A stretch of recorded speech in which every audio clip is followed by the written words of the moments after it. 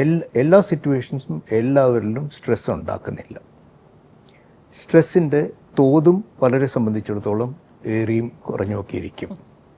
അപ്പോൾ അൾട്ടിമേറ്റ്ലി നമുക്ക് ചെയ്യാവുന്നത് നമ്മുടെ മനസ്സിനെ രൂപപ്പെടുത്തിയെടുക്കുക എന്നുള്ളതാണ്.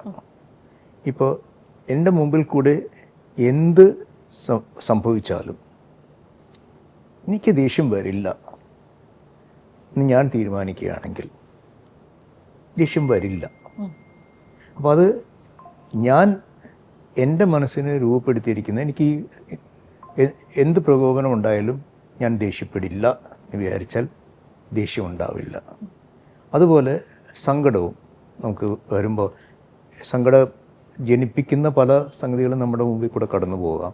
പക്ഷെ ഞാൻ ഇതിലൊന്നും കുലുങ്ങാൻ പോകുന്നില്ല, ഞാൻ ഇതിനെക്കുറിച്ച് ഓർത്ത് വിഷമിക്കാൻ പോകുന്നില്ല എന്ന് ഞാൻ തന്നെ തീരുമാനിക്കുകയാണെങ്കിൽ വിഷമം അല്ലാതാവും, സങ്കടം അല്ലാതാവും. അപ്പോൾ ഞാൻ പറഞ്ഞു വരുന്നത് എല്ലാം നമ്മുടെ മനസ്സിനെ ഭഗവാൻ അല്ലെങ്കിൽ ദൈവം അല്ലെങ്കിൽ പ്രകൃതി നമുക്ക് തന്നിട്ടുള്ളൊരു വലിയൊരു ഉപകരണമാണ് മനസ്സ്.